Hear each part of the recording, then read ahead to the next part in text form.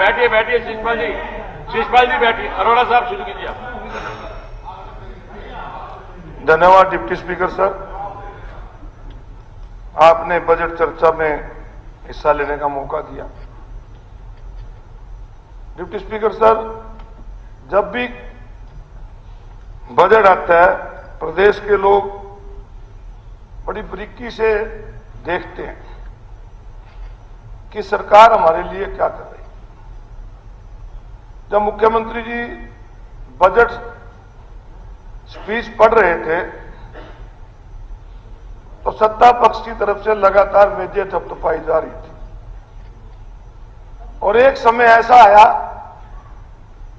जब मुख्यमंत्री जी ने पढ़ा कि जीएसटी कलेक्शन हमारी बड़ी, जब भी ये मेजें थपथपा रहे थे लोगों की जेब से पैसे निकाल रहे थे, उसमें भी मेजें थपथपा रहे थे। डिप्टी स्पीकर सर, हरियाणा सरकार का जो बजट एस्टिमेट आया लगभग 2,05,000 करोड़ के करीब आया और 2,05,000 करोड़ का जो बजट पेश किया उसमें डिप्टी स्पीकर सर 45% के लगभग जो पैसे है 45.4 वो जीएसटी से, वैट से और आपके स्टाम्प एक्साइज ड्यूटी से, इनसे आया। यानी कि 92,000 करोड़ रुपया आपने जनता की जेब से वसूला। एक समय था जिसका जिक्र आप करते हो कि 2014-15 में बजट कम था। स्पीकर सर, महंगाई कम थी, महंगाई बढ़ी, आपकी टैक्स कलेक्शन बढ़ी और जनता इस उम्मीद में थी कि सरकार की तरफ से लगातार बजट पेश करने से पहले कहा जा रहा था कि 2 लाख करोड़ का बजट आएगा, तो जनता सोच रही थी कि हमारी जेब से पैसा निकला है। तो जनता को उम्मीद थी कि मुख्यमंत्री जी जब बजट पेश करेंगे तो जीएसटी काउंसिल ऑफ इंडिया को लिखेंगे कि हमारी जीएसटी बढ़ रही है, इसलिए जीएसटी में दरों में कमी करो क्योंकि महंगाई की वजह से जनता पे बोझ पड़ रहा है। दूसरा, डिप्टी स्पीकर सर, वैट का पैसा, जब डीजल और पेट्रोल का रेट 50-55 रुपए लीटर था तब पंजाब से सस्ता डीजल और पेट्रोल हरियाणा में मिला करता था। और चंडीगढ़ से जब जाते थे हरियाणा के अंदर तो लिखा होता था हरियाणा के पेट्रोल पंपों पे कि पंजाब से सस्ता डीजल और पेट्रोल। आज पंजाब में लिखा होता है हरियाणा से सस्ता डीजल और पेट्रोल। लोगों को उम्मीद थी कि वैट की दरों में भी कमी होगी क्योंकि आपके कलेक्शन बढ़ रही है, आपका बजट बढ़ रहा है, तो आप लोगों को राहत देते। परंतु डिप्टी स्पीकर सर, कोई राहत नहीं मिली। महंगाई लगातार बढ़ रही है, इनकी कलेक्शन बढ़ रही है, ये मेजे थपथपा रहे हैं। एक बार स्पीकर सर, एक सेठ के घर में डाका पड़ गया था और जब डाका पड़ गया तो उसने पुलिस को रिपोर्ट कराई। पुलिस का थानेदार आया और पूछने लगा कहां से सामान गया। उन्हें तिजोरी दिखाई, गहने गए, कपड़े गए। थानेदार के सामने कुछ लोग जो बाकी नीचे पड़ा था उसको उठा रहे थे। तो थानेदार कहने लगा, सेठ जी कह लिस्ट बना ले कहां था सामान गया। कह लिस्ट तो जब बनाऊंगा ना जब डाका खत्म हो जाएगा। सारे डाके तो लगातार लोगों की जेब में पड़ रहे हैं, लगातार महंगाई की मार, लोग आपकी झेल रहे हैं डिप्टी स्पीकर सर, परंतु इन्होंने उसके अंदर कोई भी राहत नहीं दी। डिप्टी स्पीकर सर, जब भी कभी बात आती है, मैंने पहले भी कहा कि सबसे जरूरी है प्रदेश के लिए अच्छी शिक्षा, अच्छी चिकित्सा, अच्छी सुरक्षा। परंतु सरकार की तरफ से जो बजट पेश किया गया, जिनके बारे में अभी राणा जी भी हुड्डा साहब को कह रहे थे कि क्या क्या कहां पढ़े, कैसे पढ़े, इस प्रकार की बात एक सीनियर मेंबर को भी शोभा नहीं देती। हरियाणा सरकार का जो बजट है जो अनुमानित बजट था 1,89,876 था। आज जो बजट पेश हुआ 2,05,017 यानी कि 7.9% बजट बढ़ा है। आपने दिखाया 13.7% बढ़ा है, जबकि बढ़ा है 7.9। और कृषि मंत्री जी, आपका हमारी तो सारी अर्थव्यवस्था जो है वो खेती पे टिकी है। खेती में एमएसपी किसान को मिलता नहीं और कहते हम तो 24 का नोटिफिकेशन कर दिया। नोटिफिकेशन से नहीं डिप्टी स्पीकर सर, जब तक किसान को पूरा पैसा नहीं मिलेगा। अभी मेरे एक भाई यहां कह रहा था, एक सदस्य हमारा, कि सेलर वालों को पाबंद करो कि सेलर वाले पूरे रेट पे जीरी खरीदें। डिप्टी स्पीकर सर, सेलर वाला एक दाना भी गैर बासमती नहीं खरीदता। जीरी जो खरीदी जाती है सरकार द्वारा खरीदी जाती है, सरकार के ब्याह पे सेलर वाला खरीदता है और 2320 के पर्चे कटते हैं और बाकी सेलर वाला मिली भगत से दस्ती ले जाता है। ये किसान के ऊपर मार पड़ती है। कोई सेलर वाला जीरी नहीं खरीदता, जीरी सरकार खरीदती है। चाहे वो एफर्ड खरीदे, चाहे वेयर हाउस खरीदे, चाहे एग्रो खरीदे, सरकार के को देता है किसान को सेलर वालों को जीरी नहीं देता और ना सेलर वाला लेता। डिप्टी स्पीकर सर, एमएसपी उनको मिली नहीं और खेती के बढ़ावे की बात करते हैं। मुझे हैरानी हो रही थी जब शुरू करा विनोद बिहाना जी ने, और उसमें कह रहे थे कि हम महिलाओं को बढ़ावा देने के लिए 1 लाख रुपए का लोन डेयरी के लिए देंगे। 1 लाख में एक भैंस तो खरीद कर दिखा दो।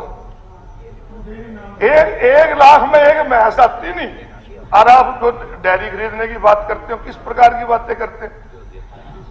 डिप्टी स्पीकर सर, बजट का जो पहले था कृषि के ऊपर 11.52 था, जो घट के 10.67 रह गया।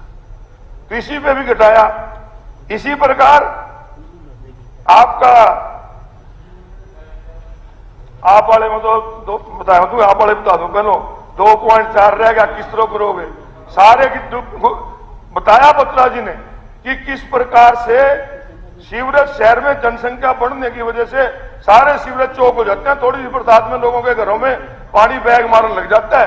इसमें 2.40 में कैसे विकास कर लोगे? कैसे लोगों को सीवरेज दोगे? इस पे भी घटा, स्वास्थ्य सेवाओं पे भी घटा, शिक्षा पे भी घटा। तो इस प्रकार से डिप्टी स्पीकर सर, हर मद में जो जरूरी थी, चाहे सुरक्षा थी, शिक्षा थी, चिकित्सा थी, पब्लिक हेल्थ थे, इन चीजों पे डिप्टी स्पीकर सर बजट घटा। इरिगेशन के ऊपर डिप्टी स्पीकर सर, अब ये फिर यही बात कहेंगे कि आप उस बात को छेड़ते हो। SYL के ऊपर कोई पैसा नहीं। आपका डिप्टी स्पीकर सर, सरकार का बजट बढ़ा है तो ये दादूपुर नलवी नहर को भी चालू करने की बात कहे। जो एक योजना सरकार की तरफ से बनी थी, नहर बनी थी। अरे काले ने कि मेरे से पूछ लेना, मुख्यमंत्री से पूछेंगे लोग, क्या मुख्यमंत्री बने थे जो हमारा डार्क जोन में चला गया, उसके लिए एक नहर बनी थी, आपने बंद क्यों करवा दी?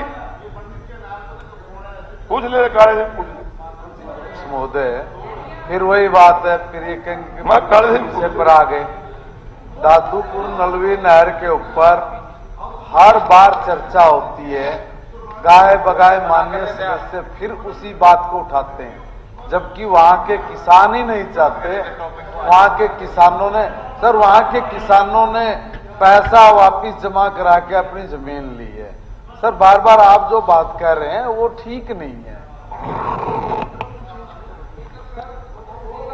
Speaker sir, Ashok ji please एक मिनट। स्पीकर सर, जो बात हुड्डा साहब ने कही थी वही बात रिपीट अब अशोक अरोड़ा जी कर रहे हैं। मेरा एक आपसे अनुरोध है, मैथमेटिक्स को कैसे झूठा कर रहे हैं? मैं कह रहा अभी 24,705.72 करोड़ रुपया बढ़े आज इस बजट में, इसमें बजट में बढ़े आज। मैं कहता हूं भी ये कैलकुलेशन किसी मैथमेटिक्स के या डिपार्टमेंट से करा लो। अब बार बार ये एक बात बोल रहे हो आप, ये वही 7%, जबकि 13.7 बढ़ा जी। डिप्टी स्पीकर सर, स्पीकर ये साहब, स्पीकर सर, ये उल्टा राणा साहब जी है। को मैं बता दूं, उल्टा साहब देखो, एक बात है, आप राणा जी, सीनियर हो। नहीं मैंने कह नहीं, दिया आपने अभी बार सुनो बार तो ये आप। बात कही है, आपने आप ये मैं बात आपको बता- मुख्यमंत्री से करवा दो, चलिए नहीं, मान जाऊंगा। चलिए आप मंत्री जी, एक बात मंत्री सर, जी, प्लीज सर, थोड़ा कल सर वो 180 लाख करोड़ 303.57 पे 24,705 करोड़ बढ़ा। और मैं कहता हूं भाई, ये आप सर फिर देखो ना, कैलकुलेशन को कैसे झूठ कर रहे हो जी, मैथमेटिक्स के कुछ लोग समझ रहे हैं। मंत्री जी, आप बार बार राणा जी, सर, राणा एक जी, बात है, मैं एक बात कह रहा जी, पत्ते का पढ़ाया बताओ, राणा जी, बड़े का पढ़ाया हर पॉइंट की क्लैरिफिकेशन की जरूरत नहीं है अभी। अब दोनों ऐसे हो गए जी, दोनों ही ऐसी हो गए जी, मैं क्या करूंगा? अरोड़ा जी, आप अपना कंक्लूड करें, आप कंक्लूड करें, क्योंकि अभी बाकी मेरा business टाइम भी तो है। यही ले गया जी। राणा जी, आप बैठिए प्लीज, हो गया बस। अब नहीं प्लीज, उड़ा साहब प्लीज बताओ जी। तो मैं खैर चलो, इनके अध्यक्ष जी, राणा जी बहुत पढ़े लिखे आदमी हैं, बड़े मैथमेटिशियन हैं, तो मुख्यमंत्री से कहता हूं मैं, वित्त विभाग इनको दे दे, फाइनेंस इनको तो बच जाएगा तू। चलिए अरोड़ा जी करिए। स्पीकर माननीय सर, अध्यक्ष जी, एक मैंने पहले भी कहा था कि जो फिगर बोल रहे हैं वो बिल्कुल सही फिगर है। रेवेन्यू एक्सपेंडिचर उसका मैं जवाब दूंगा, परंतु बार बार क्योंकि हमारे माननीय मंत्री जी को चिंता है कि झूठ क्यों बोल रहे हैं, ये झूठ क्यों बोल रहे हैं, इस बात की चिंता हो रही है उनको। जवाब तो मैं दूंगा, इन पर रुके नहीं जा रहा। अगर चलिए अरोड़ा जी, स्पीकर सर, राणा जी, जो मुख्यमंत्री ने बताया उसके मुताबिक तो आप तो ठीक हो, पर जो संशोधन बाद में आया उसमें 7.9 है। आप इसको हमारी भी सुन ले, हम भी वही हैं इसके। अरोड़ा जी, आप कंक्लूड करो। स्पीकर सर, बजट के ऊपर जो मुख्यमंत्री जी ने पेश किया, इसमें इन्होंने बताया कि 62,319 रुपए तो लोन तारण और ब्याज में जाएंगे और 48,470 रुपए पेंशन और तनख्वाह में चले जाएंगे। लगभग 1,01,000 से ऊपर रुपया तो ये चला जाएगा इनमें। तो फिर विकास की बात किस प्रकार से करते हैं? स्पीकर सर, मुख्यमंत्री जी बैठे हैं, मैं इनसे एक बात जरूर आपके माध्यम से कहना चाहूंगा कि आप और हमारा जो एरिया है वो धान का एरिया है।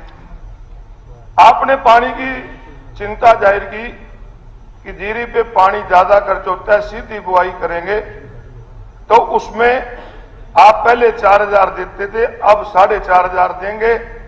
आपकी चिंता ठीक है, परंतु इस चिंता का परमानेंट हल तभी होगा जब आप डार्क जोन से इसको निकाल लेंगे। पानी जो जमुना का पानी फालतू बह के जाता है, अगर आप लोग जमुना की सपोर्टेड नदियों पे जो बांध बनने हैं उनको बांध बना के, जब तक हमारे इस एरिया में पानी नहीं आएगा तो हमारा परमानेंट हल नहीं होगा। और स्पीकर सर, ये 4500 रुपए जो कर रहे हैं, इससे मैं इनसे मांग करूंगा कि इसको बढ़ा के कम से कम 10,000 रुपए एकड़ करें, ताकि किसान का जो 4-5 क्विंटल जीरी कम निकलती है उसको उतना पैसा मिले, तभी तो इसकी तरफ जाएगा, नहीं कैसे चला जाएगा। तो इसके साथ साथ कर्मचारियों की एक बहुत बड़ा वर्ग है हमारे यहां स्पीकर सर, तो हमारे बहुत से कर्मचारी ऐसे हैं कि जो बहुत दिन से धरने पे बैठे हैं। कई कृषि विभाग की जो स्कीमें हैं जो चलाते हैं, सेंट्रल गवर्नमेंट के साथ मिलकर हमारे कर्मचारी लगे हुए हैं, उनको भी 8-8 महीने से तनख्वाह नहीं मिल पा रही। तो इस प्रकार से स्पीकर सर जवाब दे दियो जी बाद में। आप मैंने बड़ी चिंता, मैंने इनकी बहुत चिंता है।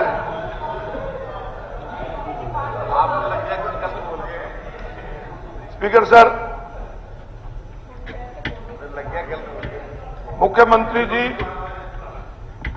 यहां पर उपस्थित है। कुरुक्षेत्र एक धर्म नगरी है और कुरुक्षेत्र धर्म नगरी का जो ब्रह्म सरोवर है, वो ब्रह्म सरोवर स्पीकर सर एशिया का सबसे बड़ा सरोवर, सबसे पवित्र सरोवर है और लगभग 50 साल से ऊपर हो गए उसको बने को।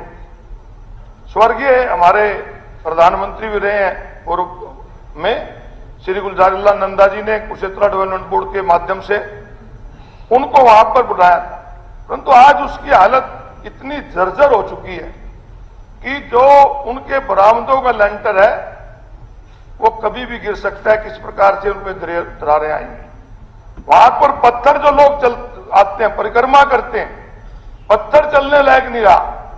तो मुख्यमंत्री से मांग करता हूं आपके माध्यम से कि मुख्यमंत्री जी आप उसकी तरफ भी ध्यान दें। गीता जयंती पे भी लाखों लोग आते हैं।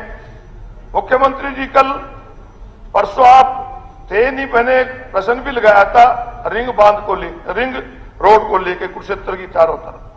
कुरुक्षेत्र के अंदर ट्रैफिक समस्या बहुत ज्यादा बढ़ती जा रही है, उसके लिए मेरी मांग है कि रिंग रोड बने। आपने जवाब में यह भी कहा था कि बाईपास बनने जा रहे हैं, बाईपास बनने जा रहे हैं।